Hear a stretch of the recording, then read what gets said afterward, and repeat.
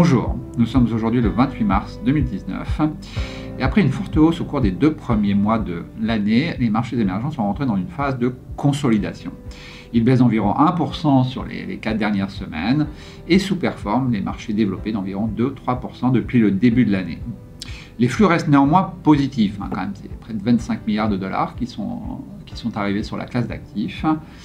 Cela dit, on constate quand même une plus grande prudence au cours des dernières séances de la part des investisseurs. En effet, l'inversion de la courbe des taux d'intérêt américains font craindre une croissance globale plus faible, d'où cette prudence à court terme. Êtes-vous vous-même plus prudent à court terme ?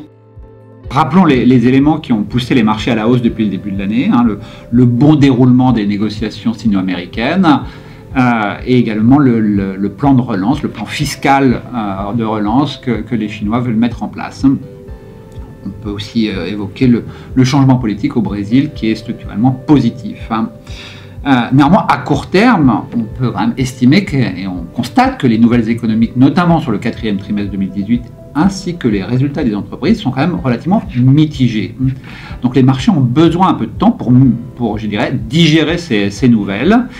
D'où cette certaine prudence à court terme. Nous avons nous-mêmes levé le niveau de liquidité dans les fonds que nous gérons à environ 10%. Tencent a annoncé ses résultats il y a une dizaine de jours. Qu'en pensez-vous ? Alors les résultats du T4 sont plutôt mitigés. Non pas au niveau du chiffre d'affaires qui progresse fortement, mais au niveau du profit opérationnel. Alors pourquoi ?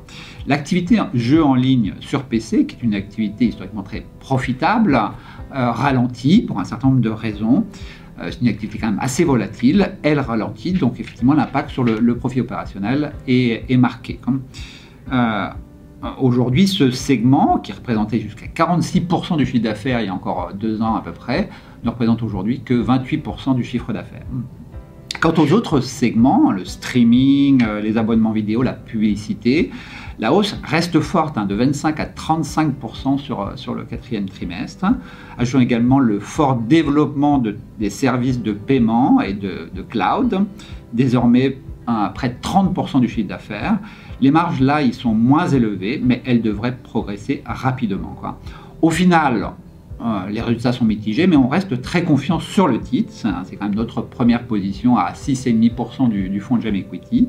La valorisation paraît élevée à 32 fois les bénéfices cette année, mais la croissance est forte, 24% par an pour les 2 prochaines années, et une rentabilité sur fonds propres d'environ 25%.